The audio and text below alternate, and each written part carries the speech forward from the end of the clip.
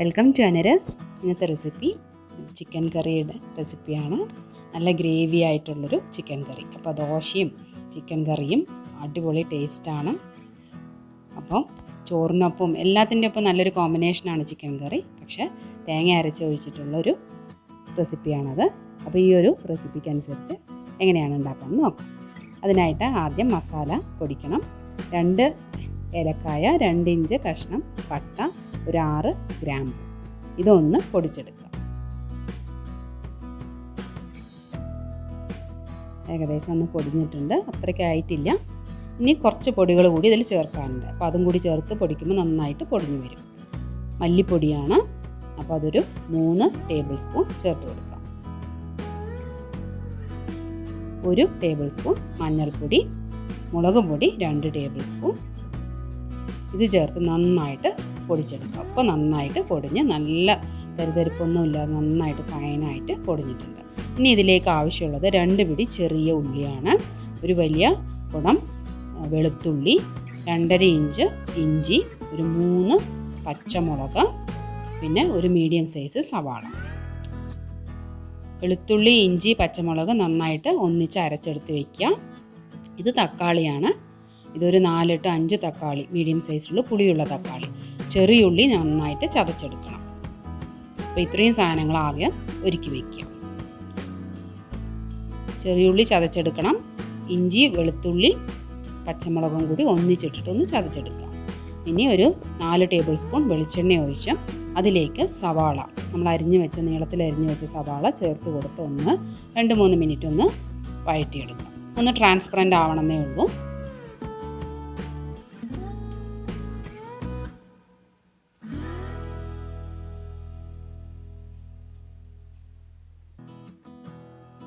ഇനി ഇതിലേക്ക് ചെറിയുള്ളി ചേർത്ത് കൊടുക്കാം. ഇത് ചേർത്ത് നന്നായിട്ട് അതിൻ്റെ പച്ചമണമൊക്കെ മാറി ഒരു മൂത്ത ഒരു മണം വരും. ആ ഒരു രീതിയിൽ 2 ഉള്ളിയും നന്നായിട്ട് മൂപ്പിച്ചെടുക്കാം. നല്ല ബ്രൗൺ കളർ ആവണമെന്നൊന്നുമില്ല, ലൈറ്റായിട്ടുള്ളൊരു ബ്രൗൺ കളർ. ഒരു മീഡിയം ടു ലോ ഫ്ലെയിമിൽ വെച്ച് നന്നായിട്ടൊന്ന് മൂപ്പിക്കാം.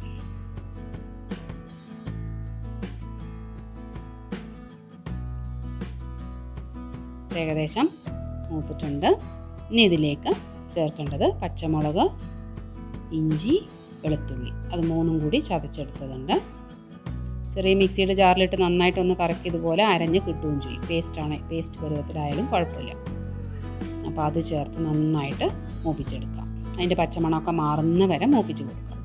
ഇതിൽ ചെറിയുള്ളിയുടെ ഒരു ടേസ്റ്റാണ് നല്ലൊരു ടേസ്റ്റ് വരുന്നത്. അപ്പോൾ ഇഞ്ചി ചേർത്ത കാരണം അടിക്ക് പിടിക്കും, പക്ഷെ കരിയാൻ പാടില്ല, ഒന്ന് മൊരിഞ്ഞ് വന്നാലും മതി. അപ്പോൾ അത് കാരണം തീ അഡ്ജസ്റ്റ് ചെയ്തിട്ട് നന്നായിട്ട് വഴറ്റിയെടുക്കാം. ഏകദേശം മൂത്ത് വന്നിട്ടുണ്ട്, പച്ചമണമൊക്കെ മാറി. ഇനി ഇതിലേക്ക് തക്കാളി അരിഞ്ഞു വെച്ചത് ചേർത്ത് കൊടുക്കാം.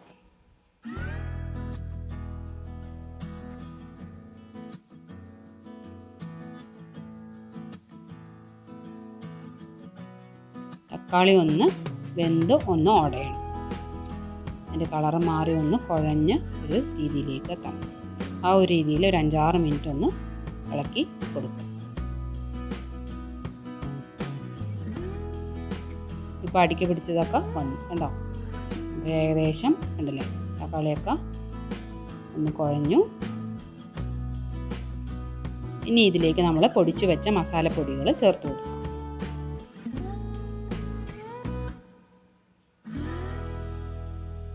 അത് ചേർക്കുമ്പോൾ ഒന്ന് ഡ്രൈ ആവും. കരിഞ്ഞു പോവാതെ അടിക്ക് പിടിക്കാതെ ഒന്ന് നന്നായിട്ടൊന്ന് ആ ഒരു പൊടികളുടെ ഒരു പച്ചമണം മാറുന്ന വരെ ഒന്ന് ഇളക്കി കൊടുക്കാം. മല്ലിയില ഒരു പിടി ചേർത്ത് കൊടുക്കാം. മല്ലിയില ഈ സമയത്ത് ചേർക്കുന്നതിൻ്റെ ഒരു നല്ലൊരു ടേസ്റ്റ് ആ കറിക്ക് കിട്ടും. ലാസ്റ്റൊന്ന് നമ്മളൊന്ന് ഗാർണിഷ് ചെയ്യും, എന്നാൽ ഈ സമയത്ത് ചേർക്കുമ്പോൾ ഒരു നല്ലൊരു ടേസ്റ്റാണ്. നന്നായിട്ട് കുഴഞ്ഞ ഒരു തക്കാളിയൊക്കെ നന്നായിട്ട് വെന്ത് കുഴയണം.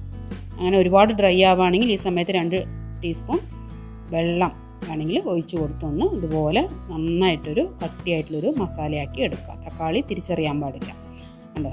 ആ ഒരു രീതിയിലൊരു നല്ലൊരു മസാലയാക്കുക. എന്നിട്ട് വേണം അതിലേക്ക് ചിക്കൻ ചേർത്ത് കൊടുക്കാൻ. നന്നായി കഴുകി വാരി വെച്ച ചിക്കൻ ചേർത്ത് കൊടുത്തിട്ട് ഈ മസാലയിൽ കിടന്നിട്ട് തന്നെ നന്നായിട്ടത് ഇളക്കി യോജിപ്പിച്ച് ചിക്കൻ്റെ എല്ലാ ഭാഗത്തും ഈ മസാല എത്തിക്കാം. വെള്ളമൊന്നും ഈ സമയത്ത് ഒഴിക്കരുത്. അങ്ങനെ ഒരു 5-6 മിനിറ്റ് ആ മസാലയിൽ കിടന്നൊന്ന് മൂത്ത് വരണം. അപ്പോൾ ഒരു പച്ചമണം മാറി ഒരു ചിക്കനും മസാലയൊക്കെ കൂടിയിട്ടുള്ളൊരു മൂത്ത ഒരു മണം വരും. ഒരു 6-7 മിനിറ്റ് നമ്മൾ ചട്ടിയിൽ തന്നെ ഇട്ടിട്ട് നന്നായിട്ട് ഇളക്കി യോജിപ്പിച്ച് ഇടയ്ക്കിടയ്ക്ക് ഇതാക്കി നന്നായിട്ടൊന്ന് ചൂടാക്കിയെടുക്കുക.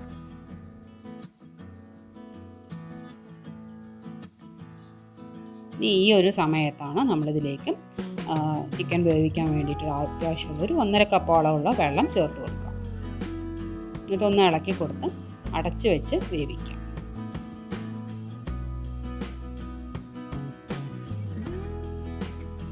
ഒരു 10 മിനിറ്റോളം നമ്മൾ അത് അടച്ചു വെച്ച് ഒരു മീഡിയം ഫ്ലെയിമിലിട്ടിട്ട് വേവിക്കാം. ഏകദേശം ആയി നോക്കാം.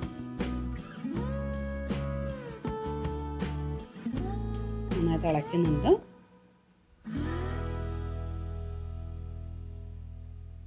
അര വേവായിട്ടുണ്ട്. ഒന്ന് ഇളക്കി കൊടുക്കാം ഇടയിൽ.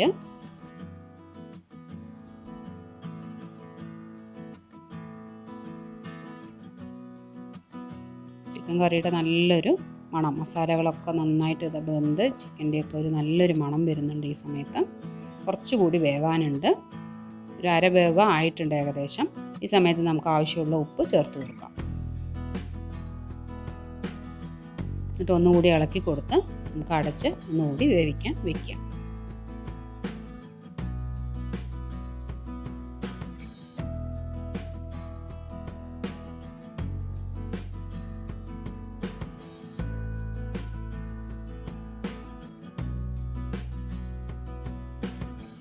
ഇനി ഇതിലേക്ക് ചേർക്കേണ്ടത് നാളികേരം അരച്ചതാണ്. അത് ജസ്റ്റ് ഒരു അര മുറി നാളികേരം. 1 കിലോ ചിക്കനാണ് നമ്മൾ എടുത്തിട്ടുള്ളത്. അപ്പോൾ അര മുറി നാളികേരം, നന്നായിട്ട് ചിരവിയ നാളികേരം അരച്ചെടുത്തത്. അപ്പോൾ ഇവിടെ ഇപ്പോൾ ചിക്കനൊക്കെ നന്നായി വെന്തിട്ടുണ്ട്. ഇതിലേക്ക് നാളികേരം ചിരകിയിട്ട് അരച്ചെടുത്തത് ചേർത്ത് കൊടുക്കുക. ആവശ്യത്തിനുള്ള ഗ്രേവിക്ക് ആവശ്യമുള്ള വെള്ളം ഈ സമയത്ത് ചേർത്ത് കൊടുക്കുക. എത്രത്തോളം ഗ്രേവി വേണോ അത് ചേർത്ത് കൊടുക്കുക. ഇത് നന്നായി തിളയ്ക്കുമ്പോൾ നന്നായിട്ട് ഒന്നുകൂടി കുറുകും. അപ്പോൾ അതിനനുസരിച്ച് കുറച്ച് നന്നായിട്ട് വെള്ളം ഒഴിച്ച് കൊടുക്കുക. നല്ല ഗ്രേവി ഉണ്ട് കണ്ടോ. ഇത് തിളയ്ക്കുമ്പോൾ ഒന്നുകൂടി വറ്റും. അപ്പോൾ അതിനനുസരിച്ച് കുറച്ച് കൂടുതൽ വെള്ളം ഒഴിച്ച് നന്നായിട്ട് ഇതാക്കുക. അപ്പോൾ നല്ല ചാറുണ്ടാവും. ഒരു 10 മിനിറ്റ് കൂടിയിട്ട് ഇതൊന്ന് തിളപ്പിച്ച് ഓഫാക്കാം. അത്രയേ ഉള്ളൂ. വളരെ ടേസ്റ്റി ആയിട്ടുള്ള ഗ്രേവിയോട് കൂടിയിട്ടുള്ള തേങ്ങ അരച്ച് ചേർത്ത ചിക്കൻ കറി റെഡിയായി. ദോശയ്ക്കൊപ്പം അടിപൊളി ടേസ്റ്റാണ് ഈ ഒരു ചിക്കൻ കറി. ചോറിനൊപ്പം ചപ്പാത്തിക്കൊപ്പം എല്ലാത്തിനൊപ്പം നല്ലൊരു കോമ്പിനേഷനായിരിക്കും. ഈ ഒരു രീതിയിൽ നിങ്ങൾ ഒരിക്കലെങ്കിലും ചിക്കൻ കറി ഉണ്ടാക്കി നോക്കുക. ഈ ഒരു റെസിപ്പിക്കനുസരിച്ച് നിങ്ങൾക്ക് ഉപകാരപ്പെടുമെന്ന് വിചാരിക്കുന്നു. ഇഷ്ടപ്പെടാതിരിക്കില്ല. വീഡിയോ ലൈക്ക് ചെയ്യാൻ മറക്കരുത്. ഫ്രണ്ട്സിനും റിലേറ്റീവ്സിനൊക്കെ ഷെയർ ചെയ്ത് കൊടുക്കുക. ഇതുവരെയും ചാനൽ സബ്സ്ക്രൈബ് ചെയ്തിട്ടില്ലെങ്കിൽ സബ്സ്ക്രൈബ് ചെയ്യുക. താങ്ക്